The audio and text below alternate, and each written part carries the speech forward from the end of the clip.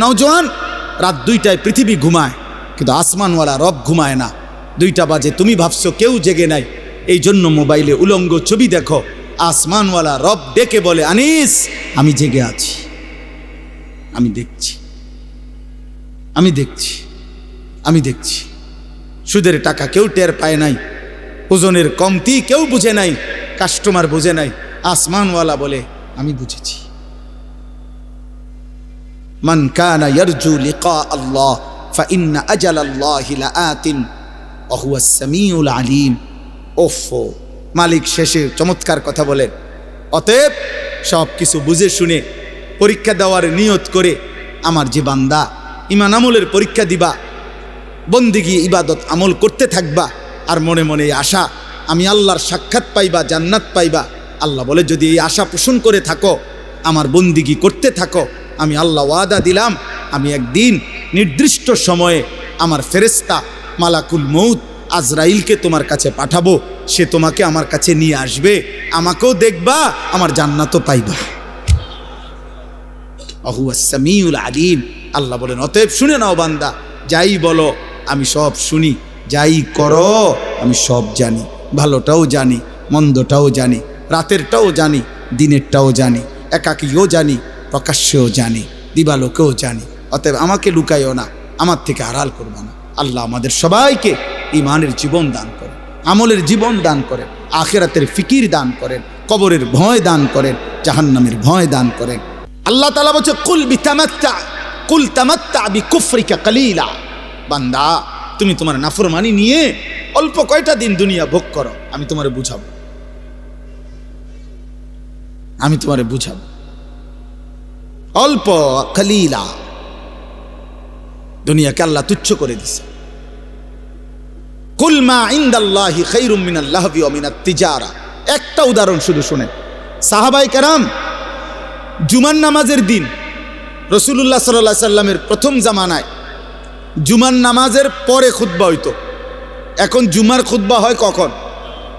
কথা বলেন না। ঈদের নামাজের খুতবা হয় কখন? আগে জুমার খুতবাও এরকম পরে হইতো। নবীজির জামানায় প্রথম বিধান ছিল এমন, পরে আল্লাহর হুকুমে আবার বদলাইছে হুকুম। তো একদিন জুমার নামাজ নবীজি আদায় করে ফেলছে, জুমার নামাজ শেষ, এখন নবীজি সাল্লাল্লাহু আলাইহি ওয়াসাল্লাম খুতবা দিতে দাঁড়াইছে। ঠিক এই টাইমে মদিনার বাজারে পাইকার ব্যবসায়ীদের যে পাইকারি মাল দেয়, এই পাইকার আসছে। তখনকার যুগে এই পাইকার আসলে মানে বাঁশি দিয়া ফুঁ দিত। তো এই নির্দিষ্ট এই ফুঁ এটা শুনলে, আমরাও ছোটবেলায় বাঁশি শুনলে বা এমনি টুংটুং শুনলে বুঝলাম আইসক্রিম আইসে, বুঝছেন না? এটা আমরা বুঝতাম দৌড় দিয়া। পরে কত আমার পুরা মনে আছে, আমার বাসায় আমার আব্বার বা মার এই সিরাপের বোতল, এটা ভালো বোতল, ওষুধ অনেক খাইছে না, এটা কোনাত দিয়া ফালাই দিয়া সিরাপ আইসক্রিম খাই লাইছি বোতল দিয়া। বোঝেন নাই কথাটা? আমার দরকার আইসক্রিম, আমি সিরাপ দিয়া করবো কি? মায় পরে খুঁজছে যে বোতল, বলছি মা এটি হালাই দিছি, সিরাপ হালাইয়া মানে ওষুধ ফালাইয়া দিয়া আইসক্রিম খাই লাইছি। তাইলে বাঁশি ফুঁ দিলে তো পাইকার আসছে। তখন নিজাম ছিল, নিয়ম ছিল, পাইকার মনে করেন 15 দিন পরে, 1 মাস পরে একদিন আসতো। তো সবাই দৌড়াদৌড়ি করে, হুড়াহুড়ি করে খুচরা দোকানদাররা মালামাল নিতে যাইতো। কারণ এখন যদি মিস করে আরেক মাসের আগে কোনো কি আসবে না, পাইকার আসবে না, কঠিন হয়ে যাবে বেচা কিনা তাদের। তো ঘটনাচক্রে এই সাহাবাদের মধ্যে যারা এই মদিনার বাজারের ব্যবসায়ী, ওনারাও ওই বাঁশির ফুঁ শুই না, ওনারা ভাবছে নামাজ তো শেষ, শুধু খুতবাটা বাকি। আমাদের অনেক ভদ্রলোক দেখেন না, অনেক ছেলে, অনেক বাবা জুমার নামাজের সালাম ফিরাইলেই বাইর হয়ে যায়। পরের 4 রাকাত নামাজ যে সুন্নাত, এই পরের 4 রাকাত সুন্নাত নামাজ উনি বুঝছে যে হুজুর যেহেতু বেকুব এবং সামনের কাতারের লোকগুলা যেহেতু বোকা আহাম্মকগুলা, এই জন্য এরা 4 রাকাত পড়ে, সালাক মিয়া বাইরে চলে যায়। আচ্ছা আমনে সালাকি নিয়ে আমনে যান, আল্লাহ ভরসা, গিয়া বাতে তো খান, আমরা বাতে খাই, জুমার পরে কোনো আমরা চিরা খাই না,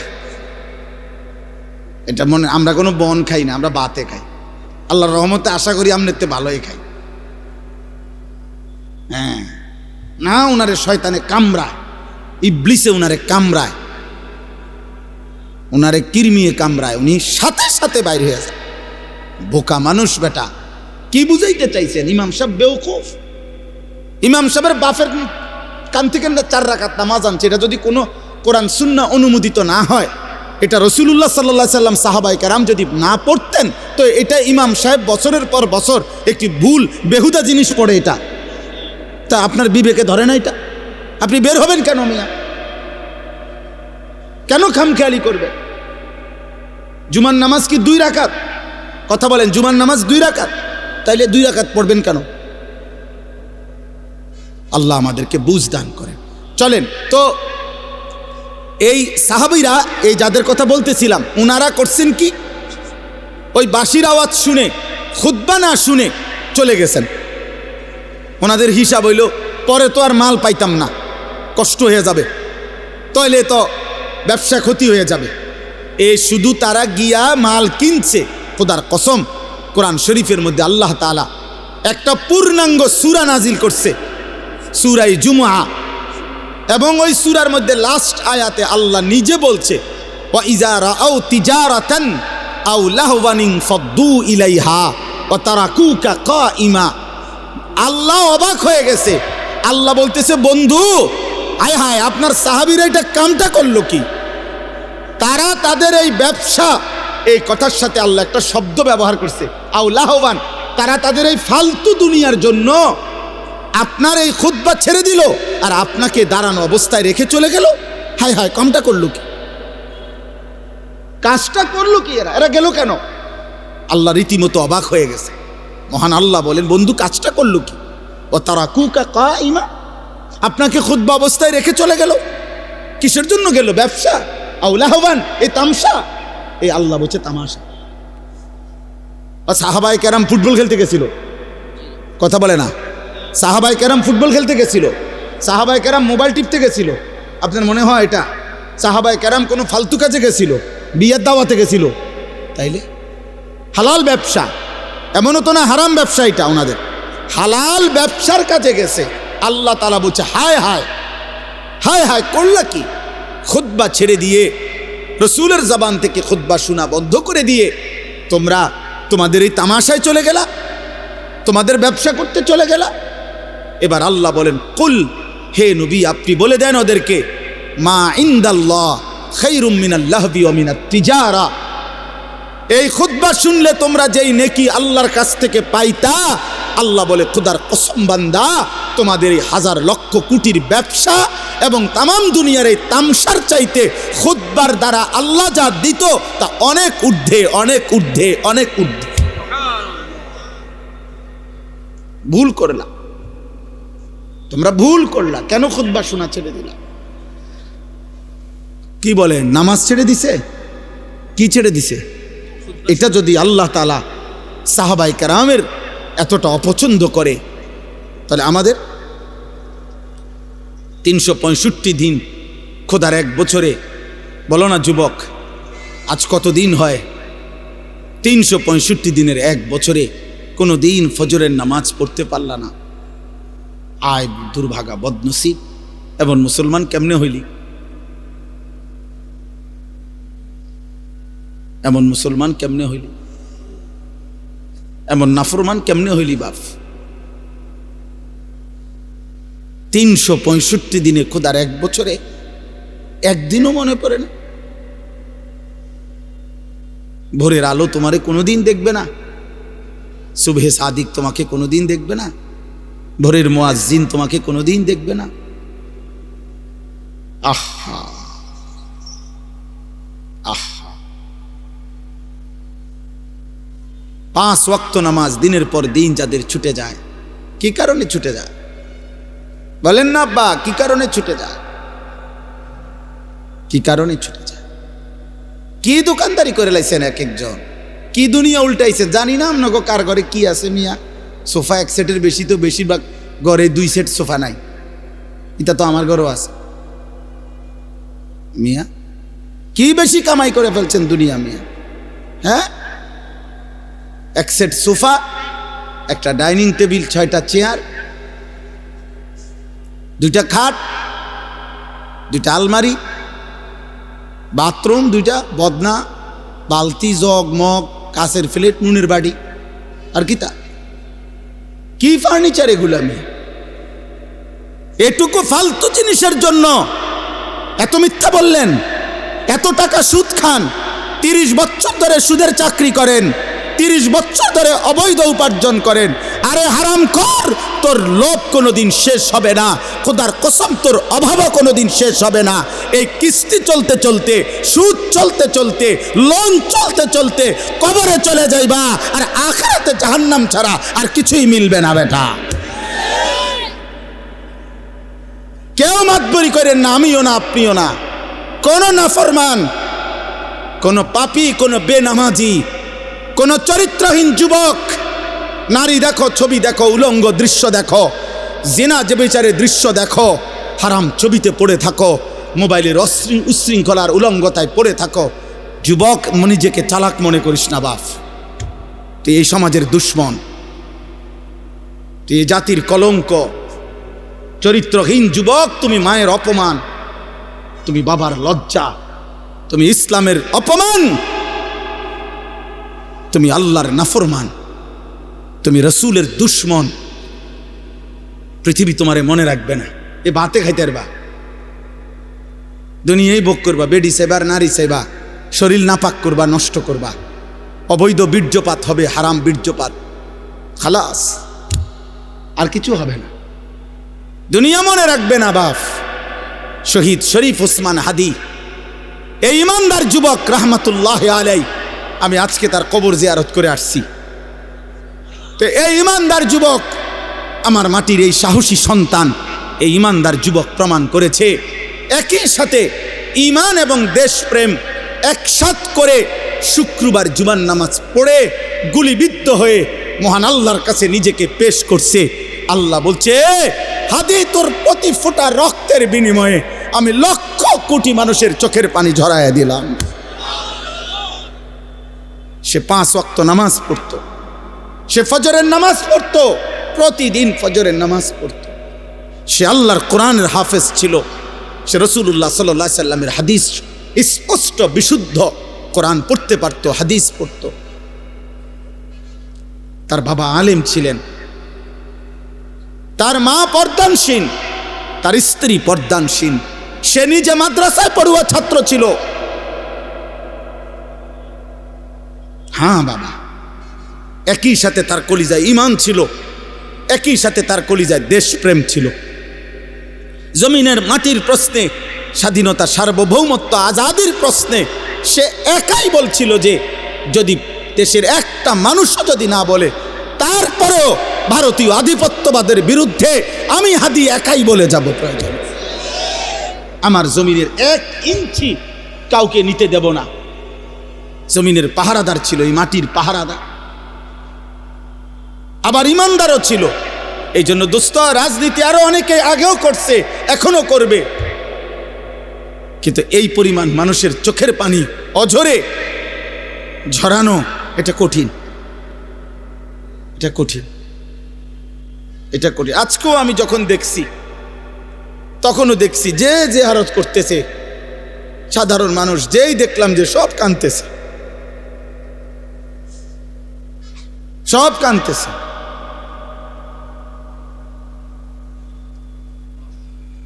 এই জন্য কিশোর ভাই, যুবক, নওজোয়ান, মরলে এমন মরাই মইর। কত হাফেজ, কত আলেম, কত মুফতি, কত মুহাদ্দিস, কত পীর, কত বুজুর্গ, কত আউলিয়া, কত হাফেজে কোরআন, কত 90 বছরের বুড়া মানুষ, 4 বছরের বাচ্চা মানুষ, সবাই চোখ দিয়ে আল্লাহ তার জন্য পানি ঝরাইছে। প্রতিটা চোখের পানি তার জন্য দোয়া না? কথা বলেন না কেন? প্রতি ফোঁটা চোখের পানি তার জন্য দোয়া না?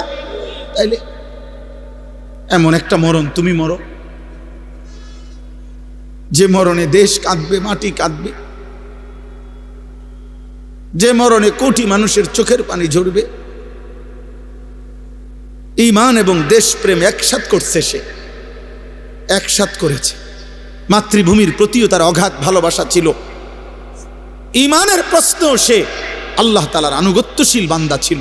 আলহামদুলিল্লাহ, আল্লাহ তার কবরকে নূরে নূরে মুনাফফার করে দেন। আল্লাহ তাআলা আমার উসমান হাদি রহমাতুল্লাহ আলাই এই সন্তানের প্রতি ফোঁটা রক্তের বিনিময়ে আল্লাহ লাখো কোটি যুবক তৈরি করে দেন, এবং এটা হবে ইনশাআল্লাহ, এটা হবে, এটাই হবে ইনশাআল্লাহ। কারো চোখ রাঙ্গানি, কারো ষড়যন্ত্র, কারো কোনো কিছুতেই আমার মাটির ইমানদার যুবককে 1 ইঞ্চি আজাদি, আমার কাটা তার আমার সীমান্তের 1 ইঞ্চি মাটি ইনশাআল্লাহ পার্শ্ববর্তী বেঈমান নিতে পারবে না ইনশাআল্লাহ। এটাই সত্য, কোনো সন্দেহ নাই। মনে রাখো যুবক, তুমি প্রয়োজনে লড়বা না, কিন্তু ইমানদার যুবক লড়বে, তুমি দেখো।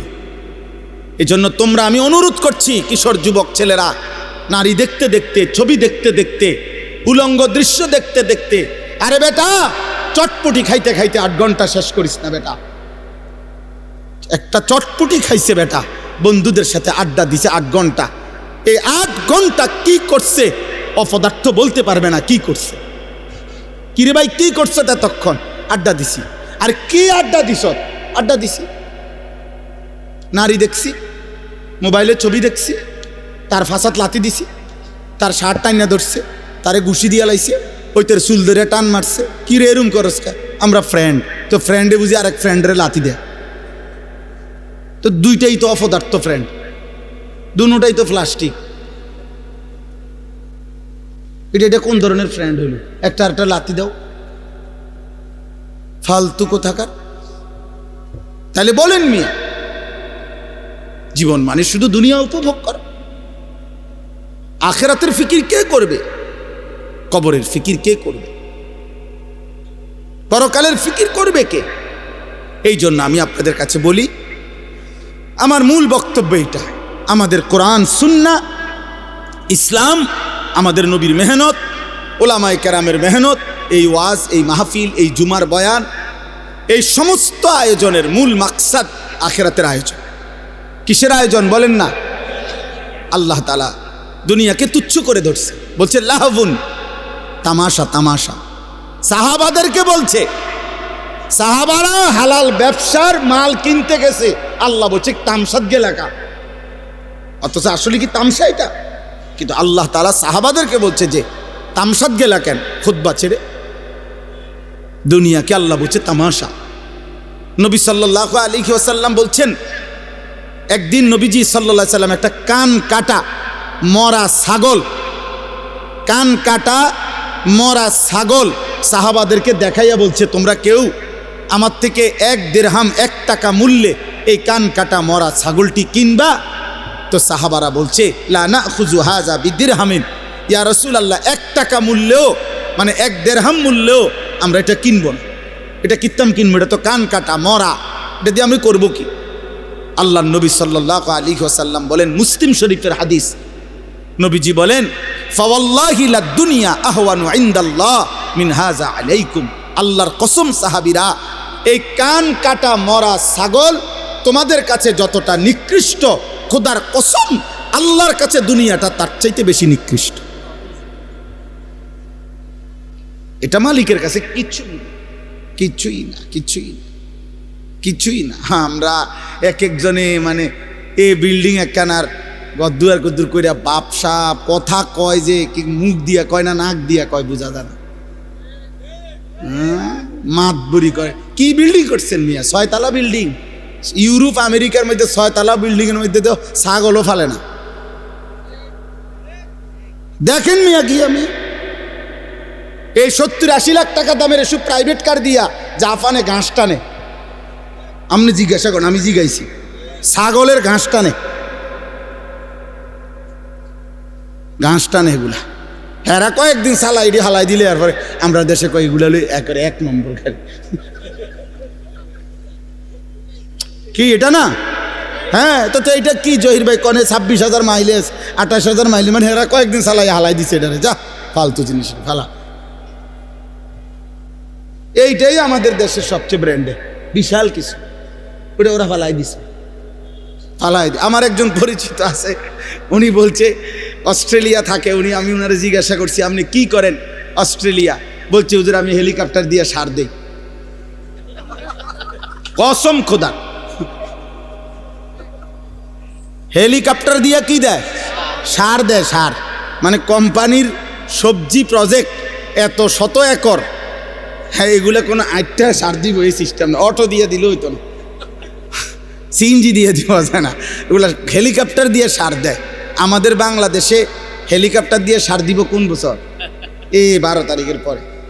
এই দোয়া করেন, 12 তারিখ নির্বাচন না, 12ই ফেব্রুয়ারি, 13-14 তারিখের দিকে ইনশাল্লাহ প্রত্যেকের ঘরে ঘরে হেলিকপ্টার পয়সা যাবে সার দেওয়ার জন্য।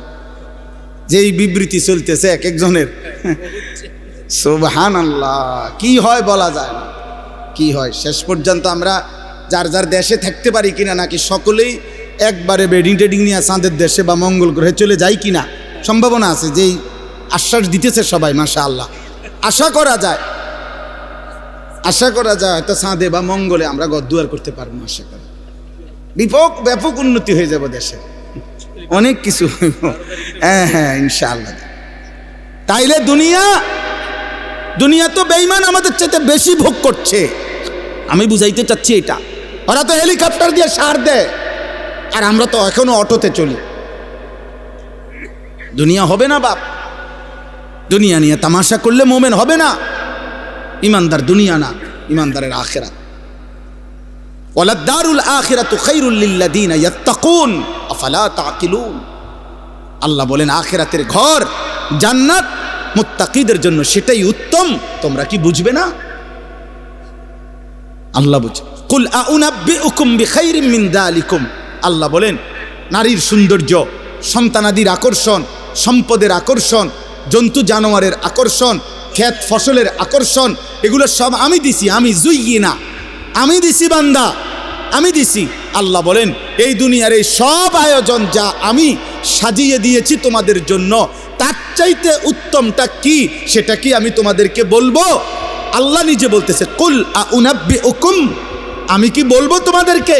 তো আল্লাহ নিজেই বলেন লিল্লাযিনা তাকাউ ইনদা রাব্বিহিম, তোমরা যারা যারা আমি আল্লাহকে ভয় করে আমার উপরে তাকওয়া রেখে গুনাহ ছেড়ে দিয়ে আখিরাতে আসবা, জান্নাতুন তাজরি মিন তাহতিহাল আনহার খালিদিনা ফিহা, অনন্তকালের জান্নাত আমি আল্লাহ তোমাদের হাতে তুলে দেব। আর জান্নাতের এক কোণা, জান্নাতের এক নিয়ামত, খোদার কসম তোমার দুনিয়া লক্ষ কোটি বারের চাইতেও অনেক উত্তম, অনেক উত্তম, অনেক উত্তম। আপনি যদি বলেন আপনার সন্দেহ হয়, ঠিক আছে, আপনার সন্দেহ নিয়ে থাকেন আপনি, আমার ইয়াকিন হয়। আপনি যদি টেলিভিশনের খবর আপনার এতটা বিশ্বাস হয়, চ্যানেলের খবর আপনার এতটা বিশ্বাস হয়, বিজ্ঞান বইয়ের পড়া আপনার এত বিশ্বাস হয়, পদার্থবিজ্ঞানের পড়া আপনার এত বিশ্বাস হয়, জীববিজ্ঞানের পড়া আপনার এত বিশ্বাস হয়, দুনিয়ার বাংলা অঙ্ক ইংরেজি বইয়ের পড়া আপনার এত বিশ্বাস হয়, এত বড় কায়নাতের মালিক আসমানওয়ালা রব, তার কথা আমার বিশ্বাস হবে না কেন?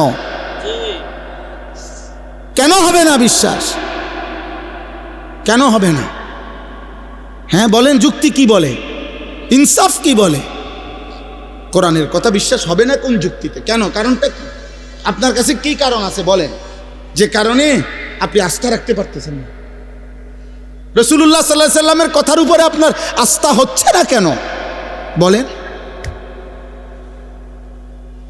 আমার শায়েখ আল্লামা মুফতি মুশতাকুন নবী কাসিমি হুজুর অনেক সময় এটা বলে, জিকিরের কথা, আল্লাহর জিকির বলতে বলতে ওয়াজে হুজুর অনেক সময় আবেগে জোশ উঠলে হুজুরে বলে যে হে আল্লাহর বান্দারা, শ্রোতাদেরকে বলে যে দেখেন আমি আপনাদেরকে এতক্ষণ বললাম যে আল্লাহকে ডাকেন, আল্লাহকে ডাকেন, আল্লাহকে ডাকেন, যদি আপনারা কেউ না ডাকেন শেষ পর্যন্ত আমি মুশতাকুন নবী কসম করে বললাম আমি আল্লাহকে ডাকবই ডাকব।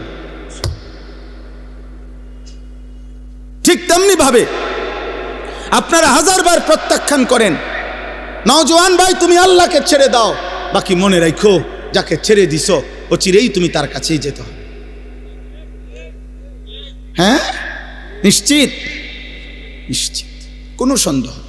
আল্লাহ আমাদেরকে তৌফিক দান করেন, আল্লাহ আমাদেরকে কবুল করে নেন। শেষ আমার ওয়াজ, আমার মূল বক্তব্যের কথাই আপনার কাছে, আমার কাছে, কিশোর ভাই, যুবক ভাই, বয়স্ক বাবা, অনেক বুঝমান আমার অনেক ঘনিষ্ঠ মানুষ আছেন এখানে আপনারা, এবং পর্দার আড়ালের মা বোন, প্রত্যেকের কাছে আমাদের মুসলমান, আমরা আমাদের পরিচয় আমরা মুসলিম। অতএব খুদার কসম, এক মোমেন এক মুসলমানের মূল পরিচয় আখিরাত, মূল ফিকির আখিরাত, মূল চেতনা আখিরাত, মূল প্রস্তুতি আখিরাত, মূল আয়োজন আখিরাত। আখিরাত আখিরাত আল্লাহ আমাদেরকে আখিরাতের প্রস্তুতি নেওয়ার তৌফিক দান করেন। আল্লাহ তাআলা বলেন, বিসমিল্লাহির রহমানির রহিম, আলিফ লাম মিম। এটা কোরআনের একটা মুজিজা।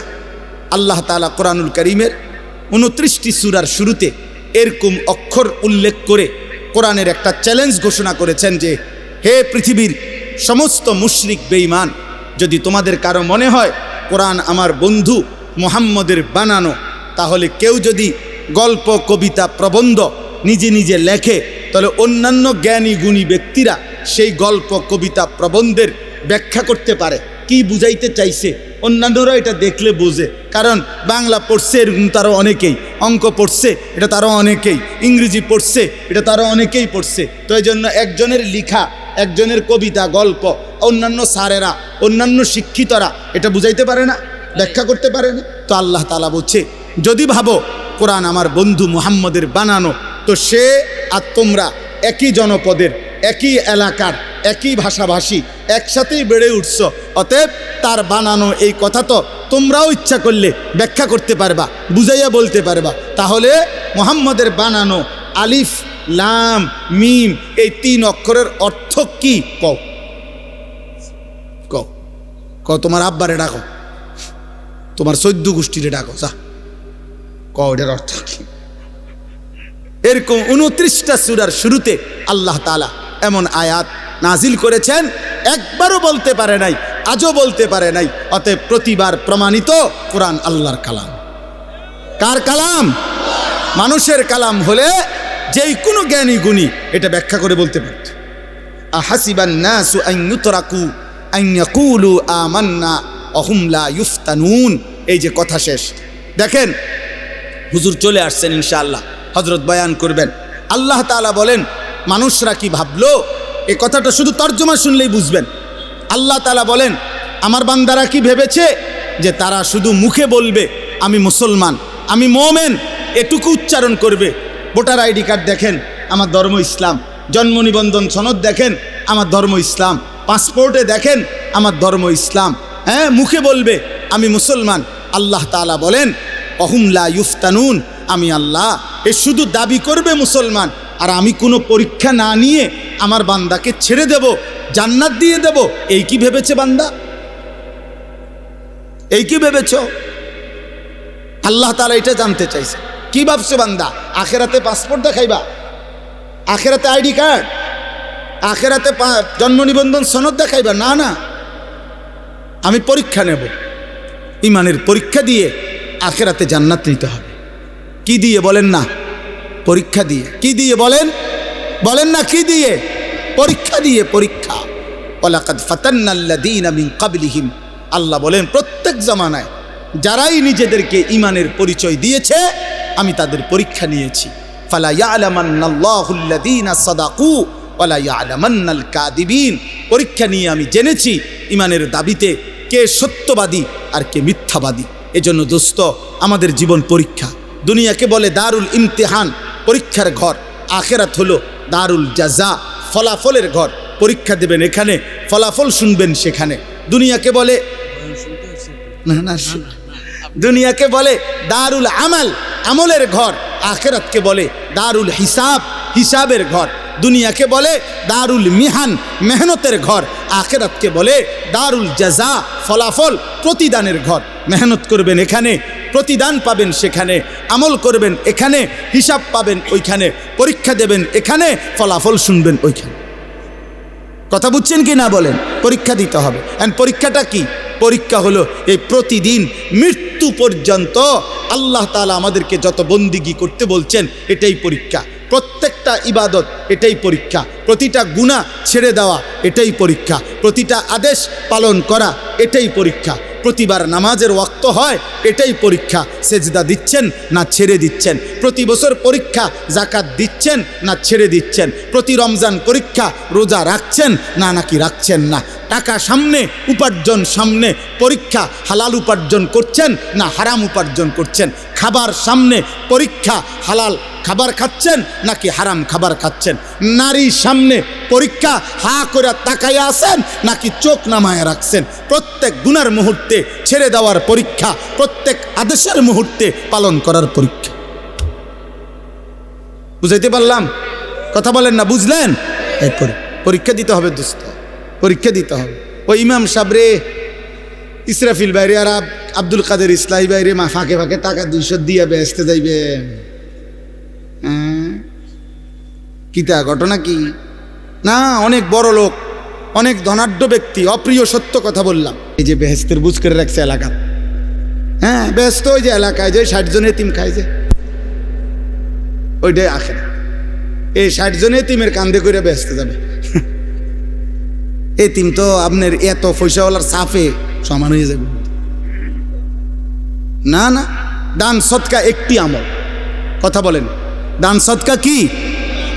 দান সৎকার অনেক নেকি, কিন্তু আপনি বলেন কেউ যদি আজকের দিনে 100 কোটি টাকাও দান করে, কিন্তু আজকের মাগরিবের নামাজ যার ছুটে গেছে, আজকের এশার নামাজ ছুটে গেছে, তো এই 100 কোটি টাকা দানের বিনিময়ে আজকের মাগরিবের নামাজের কাফফারা হবে তো? এশার নামাজের কাফফারা হবে তো আব্বা? তো তাইলে এই জন্য আল্লাহ তাআলা বলেন বান্দা পরীক্ষা দিতে হবে, পরীক্ষা। প্রত্যেকটি আদেশ পালন করার পরীক্ষা, প্রত্যেকটি নিষেধ ছেড়ে দেওয়ার পরীক্ষা। এই পরীক্ষায় উত্তীর্ণ হয়ে জান্নাতে যেতে হবে। জান্নাত মামুলি না, জান্নাত 2টা রুম আর একটা বারান্দা না, সবচেয়ে ছোট জান্নাত 10 দুনিয়া বরাবর। আপনি এটাকে মামুলি মনে করছেন কেন? আখিরাত মামুলি না, হাসরের মাঠ মামুলি না। না বা মামুলি না। হাসরের মাঠ মসজিদে 4টা ফ্যান দেওয়া না, 3-4-12 টাকা দিয়া জান্নাত না, এত কম না। 2 কাতার টাইলসের টাকা দিছেন, আপনি বেহেশতে যাবেন না, হবে না। এটা একটা আমল, নেকি হবে, সওয়াব হবে, কিন্তু বাকি আমলগুলোর হিসাব দিতে হবে। আম হাসিবাল্লাযীনা ইয়ামালুনা আস-সাইয়্যাতি আন ইয়াসবিকুনা সাআ মা ইয়াহকুমুন। শেষ আল্লাহ বলেন বান্দা তোমরা যারা যারা প্রতিনিয়ত নাফরমানি করছো, তোমরা যদি ভেবে থাকো যে এই পৃথিবীর বহু লোককে ফাঁকি দিছ, কেউ টের পায় নাই তোমার পাপ, তোমার অপরাধ, এ কারণে যদি মনে করে থাকো যে আমি আল্লাহকেও ডিঙ্গায় ফেলবা, আমাকেও ফাঁকি দিয়ে ফেলবা, খোদার কসম আল্লাহ বলেন সাআ মা ইয়াহকুমুন, তাহলে বান্দা এটা কিন্তু তুমি বড় ভুল সিদ্ধান্ত নিছো। এই পৃথিবীর সব ফাঁকি দিল, আমারে ডিঙ্গাইবা কেন? আমাকে আড়াল করবা কেন? আমার থেকে লুকাইবা কেন? আমাকে অতিক্রম করে যাবা কেমনে? আমার হাত থেকে ছুটবা কেমনে? পারবেন? কথা বলেন না, পারবেন? বলেন না পারবেন? হ্যাঁ যুবক ভাই, অতএব নওজোয়ান, রাত 2টায় পৃথিবী ঘুমায়, কিন্তু আসমানওয়ালা রব ঘুমায় না। 2টা বাজে তুমি ভাবছো কেউ জেগে নাই, এই জন্য মোবাইলে উলঙ্গ ছবি দেখো। আসমানওয়ালা রব ডেকে বলে আনিস আমি জেগে আছি, আমি দেখছি, আমি দেখছি, আমি দেখছি। সুদের টাকা কেউ টের পায় নাই, ওজনের কমতি কেউ বুঝে নাই, কাস্টমার বুঝে নাই, আসমানওয়ালা বলে আমি বুঝেছি। মান কানা ইয়ারজু লিকা আল্লাহ ফাইন্না আজালাল্লাহি লাআতিন ওয়া হুয়াস সামিউল আলিম। ওফো, মালিক শেষে চমৎকার কথা বলেন। অতএব সব কিছু বুঝে শুনে পরীক্ষা দেওয়ার নিয়ত করে আমার যে বান্দা ইমান আমলের পরীক্ষা দিবা, বন্দিগি ইবাদত আমল করতে থাকবা, আর মনে মনে আশা আমি আল্লাহর সাক্ষাৎ পাইবা, জান্নাত পাইবা। আল্লাহ বলে যদি এই আশা পোষণ করে থাকো, আমার বন্দিগি করতে থাকো, আমি আল্লাহ ওয়াদা দিলাম আমি একদিন নির্দিষ্ট সময়ে আমার ফেরেশতা মালাকুল মউত আজরাইলকে তোমার কাছে পাঠাবো, সে তোমাকে আমার কাছে নিয়ে আসবে, আমাকেও দেখবা, আমার জান্নাতও পাইবা। হুয়াস সামিউল আলিম। আল্লাহ বলেন অতএব শুনে নাও বান্দা, যাই বলো আমি সব শুনি, যাই করো আমি সব জানি, ভালোটাও জানি, মন্দটাও জানি, রাতেরটাও জানি, দিনেরটাও জানি, একাকীও জানি, প্রকাশ্যেও জানি, দিবালোকেও জানি। অতএব আমাকে লুকাইও না, আমার থেকে আড়াল করবা না। আল্লাহ আমাদের সবাইকে ইমানের জীবন দান করেন, আমলের জীবন দান করেন, আখিরাতের ফিকির দান করেন, কবরের ভয় দান করেন, জাহান্নামের ভয় দান করেন। প্রিয় ভাই নওজোয়ান, আর কিছু সময় মোহতারাম মেহমান হজরত অনেক দূর থেকে কষ্ট করে এসেছেন, দয়া করে অল্প সময় কথা বলবেন, দোয়া করবেন। সবার কাছে